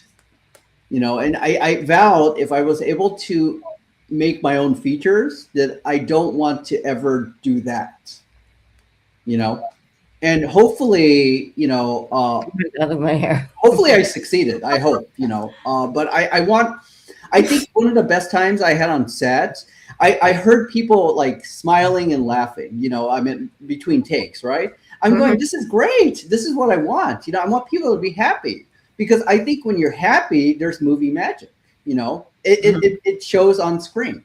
It really does. So for me, that was like, that made me very super happy, you know, and I want that experience for any film we do. I mean, it was tough, you know, don't get me wrong. There were stressful times, right? There was definitely stressful times, but I think the camaraderie was there. Yeah, there's the website. Okay. Yeah. No. Hey, Russ, I've got a question for you. Yes. I know a lot of people get asked like who their inspiration is, but I'd kind of like to flip that and say, of your contemporaries, like the modern directors and you know, other, you know, filmmakers, who are the current you know, the current directors that you really admire and whose work inspires you, or, you know, kind of challenges you to rethink things or do things differently, or, you know, want to go in a direction that's, you know, inspired by their work? Well, I have to give a shout out to the composer John Williams. He's the reason I went into making. I'm good answer. It's always going to be John Williams. His music just gives me goosebumps, and the fact that he's still working with one of my favorite directors, Steven Spielberg, on Disclosure Day. Yep. I mean, this guy's 94 years old. Spielberg's 70. Yes. Yep. Yeah. He's my hero. He's amazing. You know, I can listen to cues from him. There's this cue called the Tuk Tuk Chase from Indiana Jones and the Dial of Destiny. And I just can listen to it over and over and over and over again. That's how my mind works. And, you know, I'm very particular when it comes to music in a film. You know, I consider the composer the unseen actor, you know, and they have to have an arc too, just like, you know, with an actor in the film, you know. They have a beginning, middle, and, you know, end arc, right? So same thing with the composer. So yeah, my parents told me, and I don't remember this, but when I was like 5 years old, I would listen to the Richard Donner's Superman over and over again. Yes. Yeah, I don't doubt it because it's amazing. And then I remember the scene. Yes, hi Mark. Look, real quick, I had to break in because these guys know that I am a soundtrack freak. Yep. I am a freak about movie soundtracks, and I just fell in love with another one. And all I can say is go see Project Hail Mary and listen. Listen. Cool.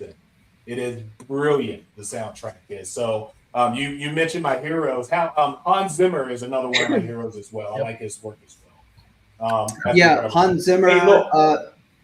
Go ahead. No, keep going. No, you keep going. No, I meant Hans Zimmer. Jerry Goldsmith is, you know, iconic with Star Trek. Jerry Goldsmith, yes. Yeah. You know, the late James Horner, the late Jerry Goldsmith. They're both Star Trek, but, you know, I guess more so Jerry. But yeah, those composers, I grew up listening to their scores. Yeah. You know, I'm listening to was it Hollow Man by Jerry Goldsmith right now. Oh, really? It was a horror film. It was with Kevin Bacon. Kevin Bacon, yeah. I remember that. Yeah. It just, you know, something about their music, and again, John Williams is the number one. You know, there was a scene in Jurassic Park, and this is a 16-year-old me, okay? So 16-year-old Russ, 1-6. You know, I'm now like almost 49, but 16 years old. It was like 30 years ago, and I watched the film in the theater. And I remember the scene as they're in the helicopter approaching Isla Nublar.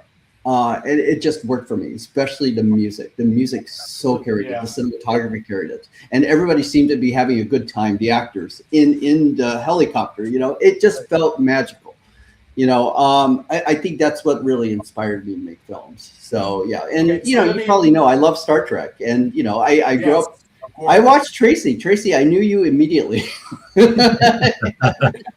Yeah, I did. I'm such a Star Trek fan that I actually own all 178 episodes on VHS. Oh my God. Wow. VHS. Wow. Wow. Commitment. Jeez. It's sitting in 2 big boxes. I don't know what to do with it, but there you go. Yeah. No, it's just, it's just movie magic. It's wonderful. And I just, those are my inspirations, you know.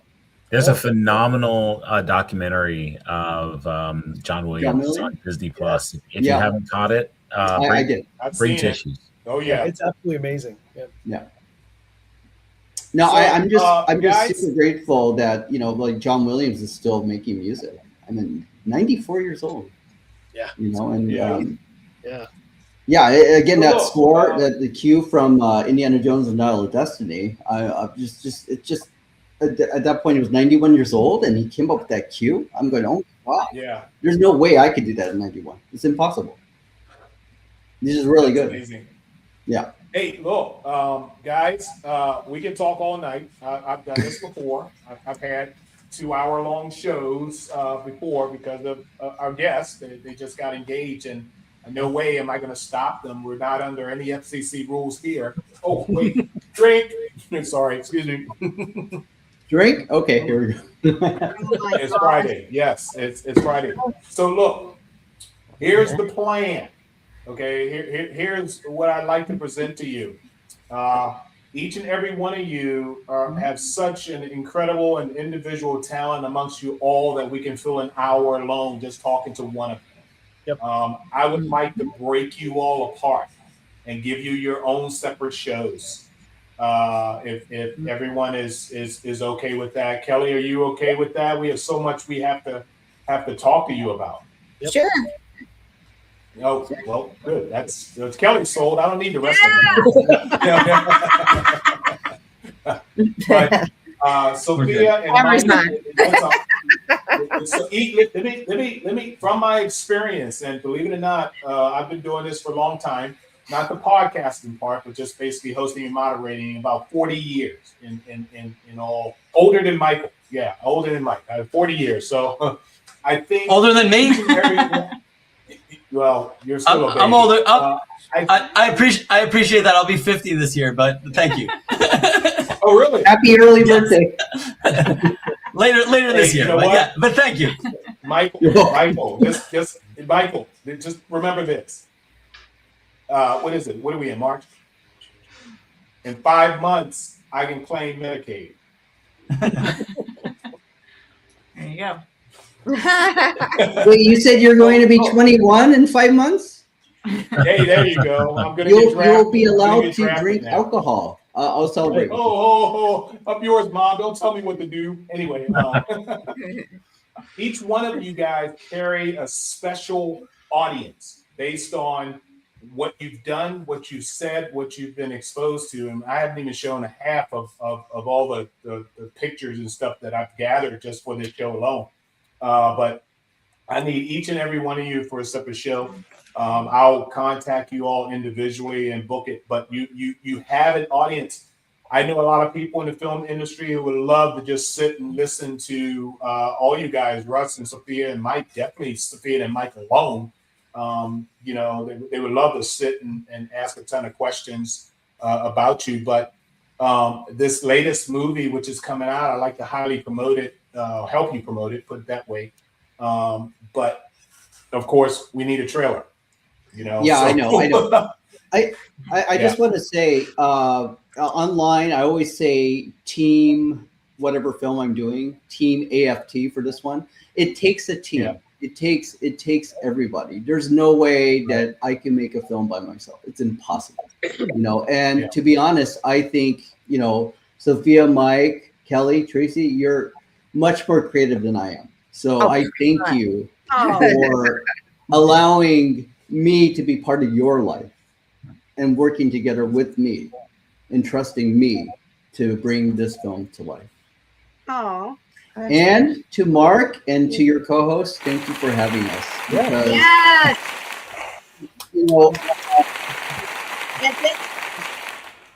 Thanks to the USS Solstice, Star Trek Fan Club. Yeah. And thank you for the people. Thank you for the people who are commenting. McCarthy 69. Yeah, live long and prosper too. And thank you. Yeah. Yeah. I'm just super grateful. Super grateful. So thank you. Yeah. Well, I have to ask you this, Russ, so far, if you have compiled this all in your brain, based on your films that you've put out, let's say the 6, of course, the first 6 or whatever, how many awards do you think you have conjured up? Because every time I turn around, you got a new award that you're promoting. You got a new trophy on your mantle in the back. By the way, your awards mantle sucks. Okay, Russ, your shelving. You need a carpenter. Well, that's kind of you mean this? Yeah. I'll be honest with you. It's very nice, but it does collect a lot of dust. Sure. It takes a lot to clean. No, I'm just really grateful. Look. All of you made this possible, but in the end, winning awards is wonderful and all, but I love making films. I just love films, and I just want to make more films, and All for Tomorrow was such a pleasant experience. And, it just felt good. I may have had 2 hours of sleep. I know, Mike, Sophia, you probably had less, but even running on fumes, it was just so exciting to, drive to the set and just, it was just such a magical experience. I think that's part of the art, it's just beautiful. And I want to continue this for however many years I have left. And hopefully we could all work together to do that. Yes. Yeah. Russ, you're not the only one who owns it. Yes. Thank you. Commodore Smitty. Yes. Thank you. Commodore Smitty. VHS is good. I love VHS. Thank you, guys. Yeah, well, I'm excited that we have met, people such as yourselves. You're fantastic, host. And I'm sure we're going to have a lot of people who want to hear a lot more of your stories. We couldn't give you the allotted time necessary to even find out a lot of deeper stuff that you guys are into, have done. But I'm just happy at what we came up with just from the number of people we have here on the screen right now. That's pretty freaking cool. And Sophia and Mike, I'm pretty sure that Joe wants to be a part of that show. When we grab you on here and start talking about The Prisoner and your music. And by the way, Sophia, I studied drum music in school. I can read drum music. What? Yeah, don't need it. I was a very basic 4 on the floor, keep it simple, because I was singing at the same time. I got it. So yeah, but a great drummer. I admire that, that physicality. It's tough. Do you guys remember that female band that was in Pulp Fiction? In the Japanese house, I think there was a female band. They looked the like 5, 6, 7, 8s. Right, the 5, 6, 7, 8s. Yeah. I think it's called. Yeah, the 5, 6, 5, 6, 7. That's what I see Sophia as, one of them. Sign me up. Yeah, she played. She's underselling herself, but she played guitar and sang in a band. Then she played bass in a band too. So she does it all. Ancient history. Does it all. Oh my God! Wow. I just jump from interest to interest. That's awesome. Okay, now let's film. Yeah, basically. Yeah. And someday we'll come back and we'll talk about Darling Pet Monkey and the items in comic books, because that's a whole fun story. But I know somebody brought that up earlier. Yeah. For those that are listening to us, since we got a lot of people still watching us right now, I'm assuming that we can get these guys slated somewhere late April into May is when we're going to try and start getting these guys their own single shows. There are a lot of people that want to hear a lot more. Russ has got a lot more to talk about. By that time, we may have a trailer, right? Hello? What? I can't hear you. He's really lighting the fire. Yes, definitely. But please have everybody on the show first before me. Oh my God. Give some time. You know how many people are here? You don't want to listen to me babble. Listen to these other wonderful people. They have better stories than I do. No, that's not true. Hey, Mark and Joe, final words for this fine group of people here, or you can just lie? I just want to say thanks so much for joining us. This is great to meet you all and to, do some other shows with you. It'll be a lot of fun. I'm really looking forward to it. Cool. Yeah, absolutely. Thank you, Mark. Thanks for having us on. Yeah. Thank you. Appreciate you guys all taking the time out to do this, and really, really looking forward to this movie. Can't wait. Yeah. You've definitely, whetted our appetites with the premise and all the photos and everything. So, Thank you. absolutely looking forward to it. Thank you, Joe. Thank you. Yeah, well, look, I can't stop with thanking all you guys. I've known Russ longer than I've known Tracee, but now I know Kelli and I know Sophia and I know Mike. I got a new band here, and hopefully we can meet up somewhere, maybe one of the film festivals once you start shopping all for tomorrow around. I don't know if you guys, wait a minute, here it is. Saw this, but I was strolling through the Justin Jerry website. Smith, great guy. Yeah. Nice Teresa guy. Guy, great guy. Wow. You guys clean up nice. Yeah, I just figured out yesterday I can link everybody's image to their IMDb page. Oh, that's awesome. So all of you, Sophia, Mike, you should be Fantastic. linked to your own individual IMDb pages. All of you, Kelli, Tracee. Great. Great. I hope. That's really helpful because people are lazy, you know. Yeah. So we click the that's the guy that names. Marvin Maddox, he's going to be composing the music with this gentleman from Cambodia, Raxmi Ek. I hope I pronounced that correct. There's Alexis. Yep. She was amazing. She was amazing. Yeah, she was. Mhm. Here's Bill Molt. He has a wonderful set that I cannot. Let's just say it's out of this world. Yeah. That's Yeah. nice. Drew Martin, amazing. Great actor. Oh, I love this set, this courtroom. That shot's crazy.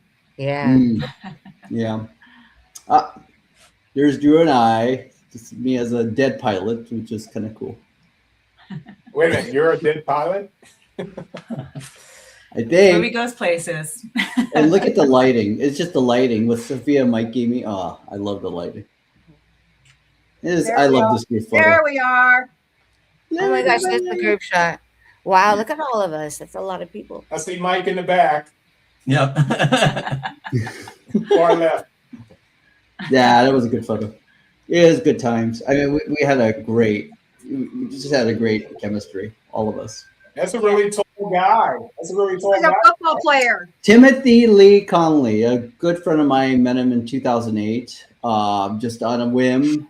He was working at the USC Religious Studies office in 2008. I was promoting my first feature, PJ, and I just happened to walk into the office because it was a faith-based film. I'm going, I have these postcards. We're going to be screening at the Lumbly. Can you, possibly, can I put it in your office? And that's how I met him. I meet people in so many weird ways. It's just so, it's kind of surreal. Oh, look at that. I love that. This is a great site. Yeah, but that studio, Envision A Studios, is an amazing place to shoot. Yay. Yay! Okay. Anyway, yeah, check this out. I'll be updating the site as more, information comes. But yeah, I'm just super happy with this one. Wow. Hey, look, thank you guys so much for joining us. I agree with this poster here. It was another great show. Thanks to you guys and my fantastic co-host here, Mark and Joe. This was great. You guys made the show, and I really appreciate it. And we're going to break you guys up into individual shows and try to dig deeper into your life and everything. So we really appreciate that. So, by the way, By the way, Mark, I feel like we're part of the Brady. Yeah, right. And you're part of the Brady, but oh no. Yeah, Me so Tracee is Alice. What the hell? What? Yeah, Tracee, you be Alice. You're in the middle. Oh, great. I'm not saying you look like her. I'm just saying that's your position. Who am I, Marsha? Am I Marsha or Cindy? Marsha. Boy. I think I'm Greg, right? Am I Greg? No, maybe Joe's Greg. Don't remember. I can't remember if they went this way or that way. Yeah, right. I can't remember either. I think it might be Cindy, actually. Wait.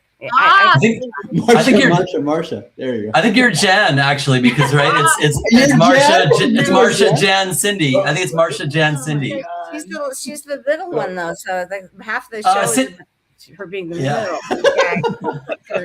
Mom liked him best. Yeah, they kept looking up and to the left. And they looked at that was a nightmare to shoot. Okay, that was so inventive back, when they did that. All right, so I know the majority of you guys are on West Coast time. By the way, I know it's awfully hot over there, but over here in Florida, well, we'll have 86 degrees here in Orlando tomorrow, but it's been a crazy winter, absolutely crazy. So remember, you can watch this show again. The link will be the same, especially YouTube link. It will go directly to this show, and you can play, stop, pause. I think YouTube will probably actually put up closed captions as well, I think, but we'll see. But you can watch this again. You can pass this on to your friends and family. They can speed it up or slow it down however they want. Once again, thank you guys so much for joining us. I'm really thrilled and honored to have an incredible group of people here. Oh my God, Kelli Maroney! Yeah! Okay, I'm done. Got it out of my system. I'm done now. I got it out of my system. Thank you guys take care. Have a great weekend, okay? Thank you. You too. Thanks so much. Yeah, it's great to see everybody. Okay. Thanks everyone. Great to see you all. Tracee's using a laptop. Bye. I know.